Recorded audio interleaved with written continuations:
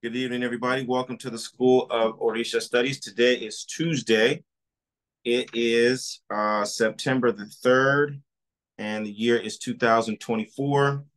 We're here for our first wave of the Odu study group, and for Ogbe Yudete. We cast Ifa just a few days ago. And this is our first round of exploring the Odu Ogbe Urete Ogbeate. And so I'm excited about how we're gonna dive into it and dissect this one and make sense of the path of progress that Ifa has outlined for us. And as we go into it, each time we cast Ifa, there's 50-50 chance of how the Odu can manifest, right? It could either be positive or it could be negative, Ire or Ayewo. And when we see Ire, obviously, we like it. And when we see Ayewo, we don't like it. We want it to be Ire. We want to ride through the city and just get all green lights, right? We want to hear that the message is favorable, is positive, and things are going to look up for us. And it's not always that way. And so when we think about the significance of what Ire means and what Ayewo means, well, it becomes the grounds for a kind of a philosophical, right? We build up our philosophy based upon our understanding and our experience of Ire and Ayewo. And we also we become better decision makers based upon the way that we manage Ire and Ayewo.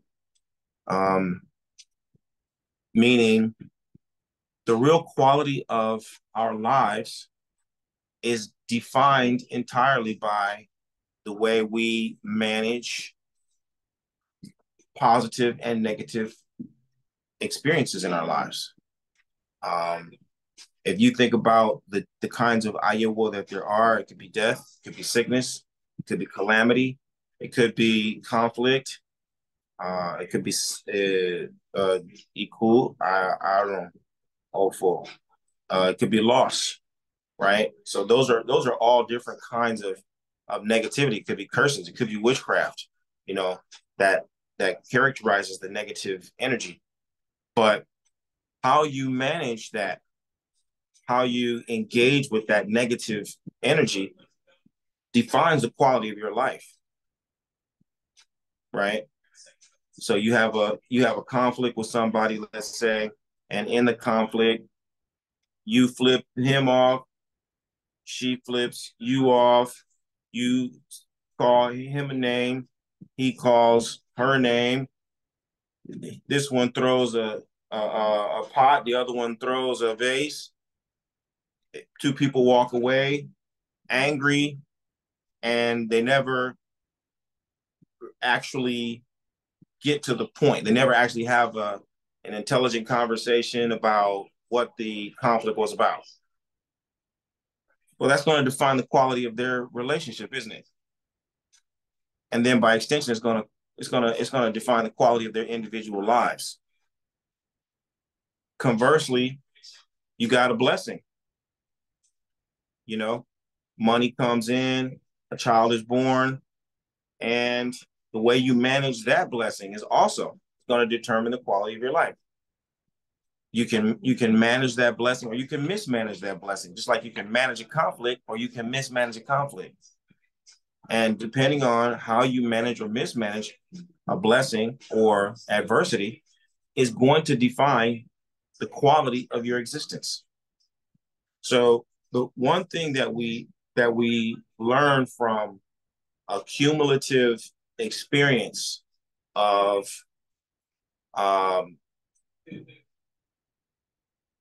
Ifa divination is that it gives us these parameters for understanding the quality of our life.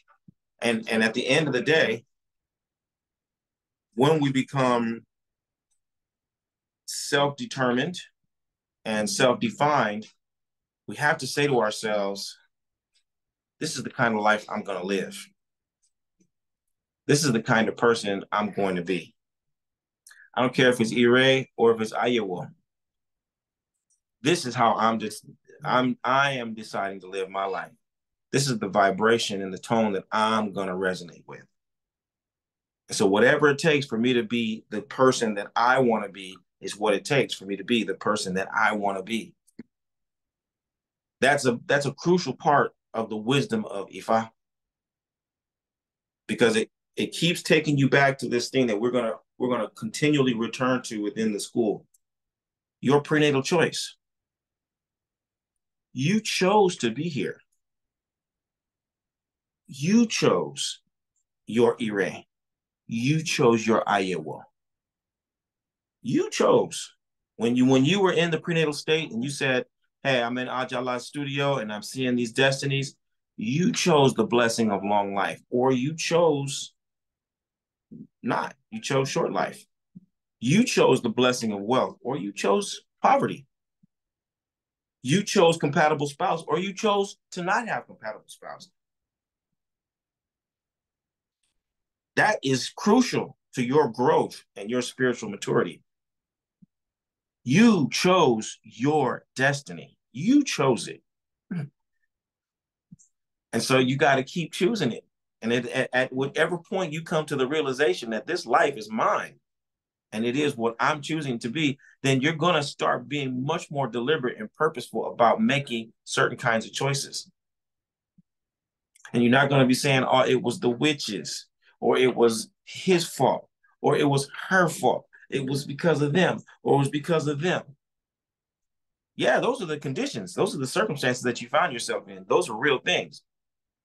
But how you responded to that was 100% your choice. And that takes you all the way back to the beginning, because you made the choice to be here. So I love the dilemma that Ifa poses to us every time we cast Ifa. Because, you're pounding the Ekin and you're pounding the Ekin, and, if y'all haven't seen it done, it's a little bit laborious to try to get that Odu, each stroke. You got to work a little bit to get each stroke. And after you pull, you know what I mean? You pull those 8 strokes, right? It's going to take you 8 times. Now you might have to hit it 25 times, depending on how many times the Ekin fall out of your hands and all that. But at the end of the day, you're going to work to get these 8 sets of lines on the tray. And then after that, you want it to be erased so bad. You want it to be erased. The last thing you want to see after all that is Iowa. Again, it's a metaphor for life. You work so hard to get this job. You work so hard to get that apartment. You work so hard to get that wardrobe. You work so hard to get that relationship. You work so hard to have that child. You work so hard to create these things that are going to bring comfort and clarity and depth and meaning to your life. And you want it to be a certain way so bad. But sometimes it doesn't come out the way that you want it to be. How do you manage that? Remember, you are not your thoughts. You are not your emotions. You are not your words. You are not your actions. You are not your habits.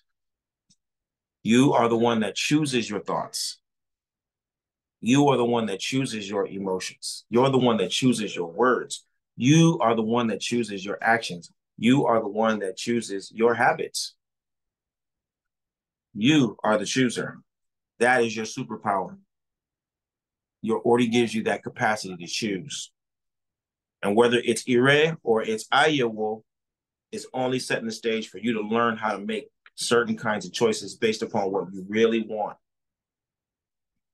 based upon what the situation really calls for.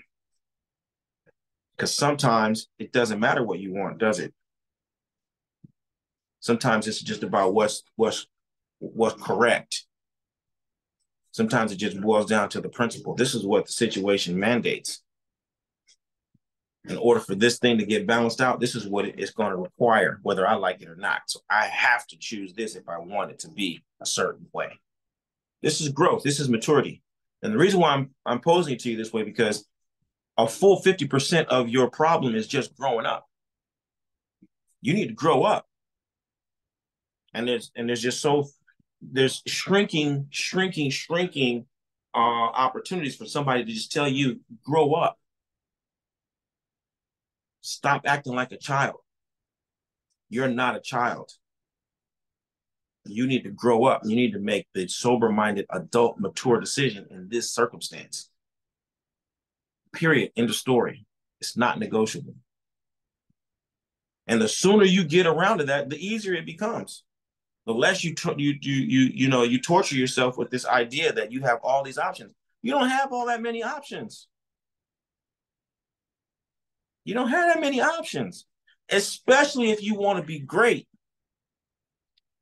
especially if you want to be distinguished, especially if you want to be a forerunner, you want to be about that life. You don't have that many choices. You don't have that many choices. And the higher up you go, the fewer the options are. This is why excellence and eliteness is always associated with exclusivity. It's not always about exclusion. A lot of times we think of exclusivity and exclusion and as the same thing. Same thing.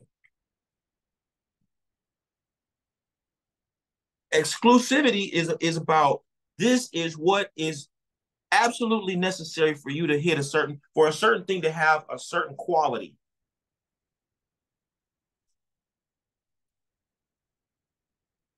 So in any aspect of your life, when you decide that you want to be truly great, a truly great lover, a truly great singer, a truly great writer, a truly great nurse, a truly great parent, a truly great son, a truly great daughter, a truly great wife, a truly great husband, a truly great sister, a truly great brother, a truly great human being.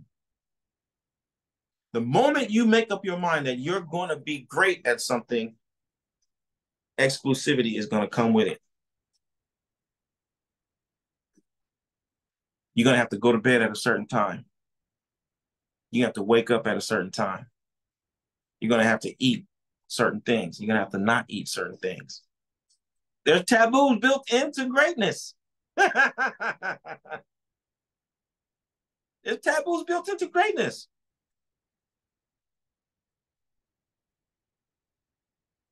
When I used to teach elementary school, and I get this from when I'm teaching my children, but I said it a trillion times more when I taught the elementary school. But it's like, I look at it and I say, hey, man, my children are smarter than me. I figured by the time they were about 4 or 5 years old, I realized, oh, these people are smarter than I am.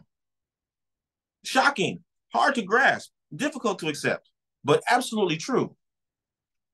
They just don't have enough experience.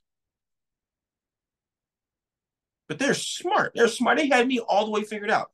They knew my tone of voice. They knew my walk. They knew my gestures. They knew my facial expressions. They knew what I was going to say next. And they could ping pong and play it together and set the stage for me to go a certain way. Little children, 5, 6 years old, said, whoa, I'm in danger. I'm in danger because there's more of them than there are of me. But once I realized that and I stopped fighting it, I had to say, hey, hold up. I don't know why you guys are doing all of this and that. You know what I'm finna say. Y'all know what day it is. Y'all know what time it is. You know what we're supposed to be doing. Why are you not doing it? Why are you not doing it? So this is what we're going to do. I'm going to say what needs to happen when I don't see you doing it. But I know, and I need you to know that I know, I'm just giving you a reminder. I'm not telling you anything new. Y'all can run this whole thing. You don't need me telling you what to do. But whatever happens, you might need a little reminder. I need a reminder, so you know what? I'm cool with giving you a reminder. But don't be trying to play me like a fool.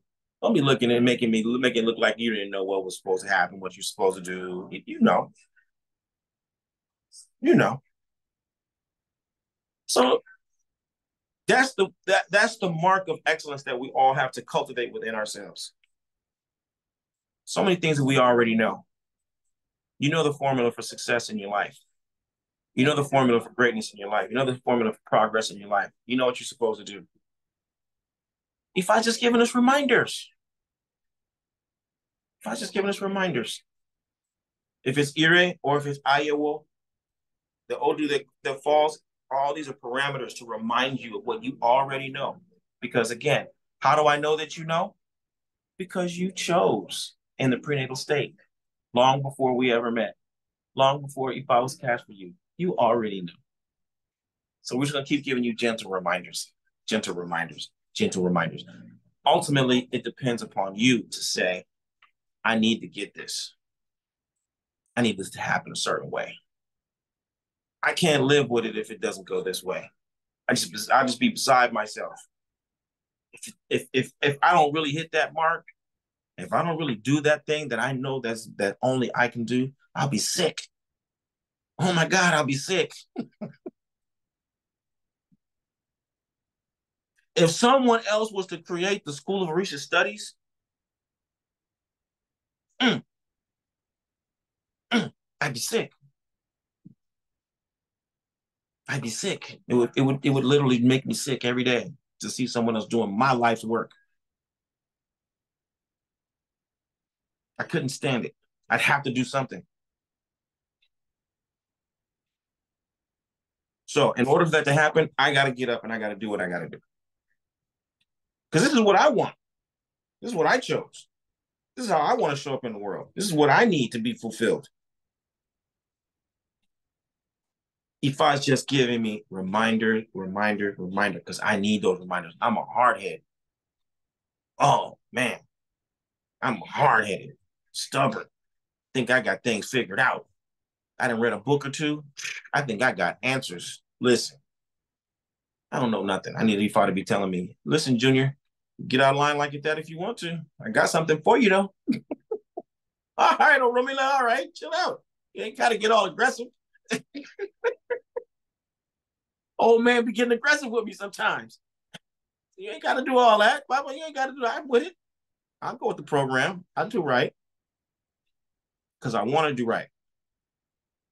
And I'm not talking about do right, in the puritanical way where I'm like, I'm a good boy. I'm a nice guy. Nah. The recipe calls for 10. I'm gonna give 10. The recipe says sit down for 45 minutes. I'm gonna sit down for 45 minutes. Those are some of the basic things that for me just boil down to growing up. Just growing up. So the reason why I'm framing this up this way is because it takes a long time to grow up, y'all. Human beings, we're not like cats. We're not like birds. We need each other to remind each other and to stand shoulder to shoulder with one another. We need each other. We are highly dependent upon one another to accomplish our function. So you're here. I want you to pace yourself and I want you to put this whole thing into perspective. This is a lifestyle that if you want to be successful in this lifestyle that will help you be the best lawyer, the best wife, the best husband, the best son, the best daughter, I want you to think about it in long term. I want you to think about spending a lifetime with us.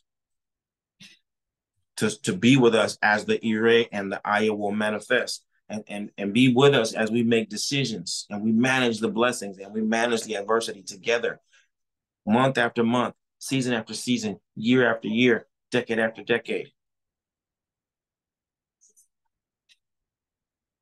And that's how we grow together. That's how we mature together.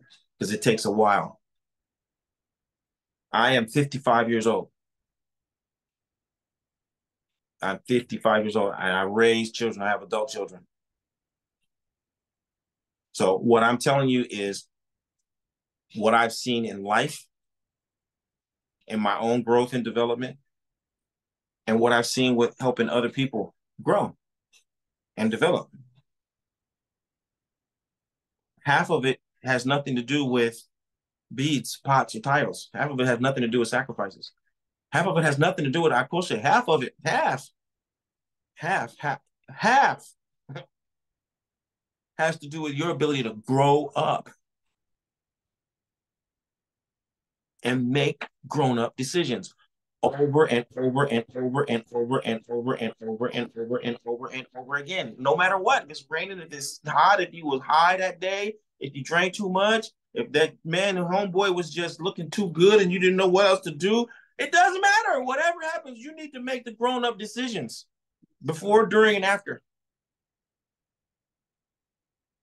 Nothing's perfect, but you're going to have to keep making decisions over and over and over and over and over. And again, we need each other to help and support one another in that process and growing up. If we can pull that off, which I believe we can, the world will be better as a result. If we can continue to cultivate an environment wherein our people are comfortable and confident with supporting each other's growth and development and maturation, and we're willing to hold one another and be present with one another in the face of the Ire and the Ayawo, the world will be a better place.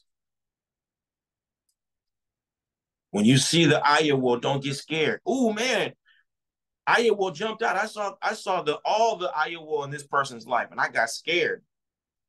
I got judgmental. I condemned. I stormed off. I walked away. That's going to determine the quality of your life and our life. I want you to stay in the game, though. Oh, I saw all the blessings manifest in this person's life. I didn't get jealous. I didn't become envious. I didn't become spiteful. I stayed present with this person while their blessings manifested and unfolded and just exploded and grew, and my life became better as a result. So we give thanks for the blessing of Obiate. We give thanks for the orientation and the manifestation of the Odu. And I want you to keep these ideas as much in your mind as possible as we go through, the framework of how this Odu has manifested, and just let these things shape up and frame up how you contemplate where we are in life, where we are, how Ifa is giving us another set of parameters and opportunities to make better decisions and to grow and to expand and to flourish. So welcome to the School of Orisha Studies. Again, this is our Odu study group. I'm excited about our maiden exploration of Obiate. I'm gonna hand it over to Orimi Dada to bring us in with proper prayer and invocation, and then we'll dive into the wisdom of Oromila this evening.